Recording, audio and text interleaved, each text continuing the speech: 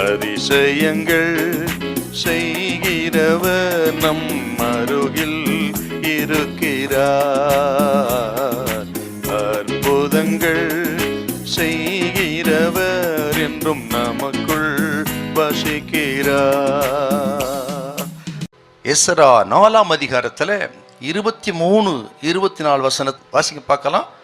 ராஜாவாகிய அர்தசஷ்டாவுடைய உத்தரவின் நகல் ரெகுமுக்கும் கணக்கனாகிய சிம்சாயிக்கும் அவர்கள் வகைராவுக்கு முன்பாக வாசிக்கப்பட்ட போது அவர்கள் தீவிரத்துடனே எருசலேமில் இருக்கிற யூதரிடத்திற்கு போய் பலவந்தத்தோடும் கட்டாயத்தோடும் அவர்களை வேலை செய்யாதபடிக்கு நிறுத்தி போட்டார்கள். கிமு 536ஆம் வருஷத்துல ஆலயத்தை கட்ட அஸ்திபாரம் போட்டார்கள். அந்த நேரத்தில் அவளுக்கு இருந்த சந்தோஷத்துக்கு அளவே கிடையாது. இளைஞர்கள் எல்லாரும் சந்தோஷப்படுகிறார்கள். ஆலயம் கட்டப்பட்டு அது பிரதிஷ்டை செய்யப்பட போகிறதே, அதை நினைத்து இளம் தலைமுறை சந்தோஷப்பட்டார்கள். ஆனால் முந்தின ஆலயத்தை, சாலமோனின் ஆலயத்தை கண்டவர்கள், அது இப்பொழுது இடிக்கப்பட்டு தரைமட்டமாகி போய்விட்டதே.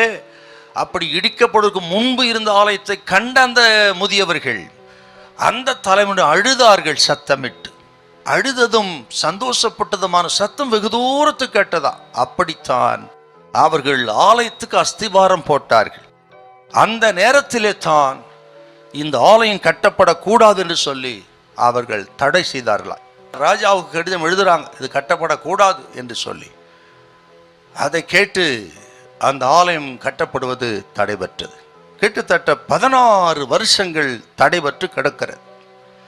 இந்த காலகட்டத்திலே தான் ஆகாயும் சகரியாவும் எழும்பி தீர்க்க தரிசனம் உரைத்து, பெரிய பர்வதமே நீ சமபூமியாவாய், செருபாபேலுக்கு முன்பாக நீ சமபூமியாவாய் என்று சொல்லி அவளை உற்சாகப்படுத்தினார்கள். அவர்கள் எழும்பி மறுபடியும் ஆலயத்தை கட்டினார்கள். ராஜாவிடத்திலிருந்து நல்ல உத்தரவு வர அதை பெற்றுக்கொண்டவர்கள் ஆலயத்தை கட்டினார்களாம். ஆக இவர்களுக்கு எதிராக இருந்த அந்த பர்வதம் சமபூமியாகி இவர்கள் கட்டி எழுப்புவதற்கு கர்த்தர் உதவி செய்தார்.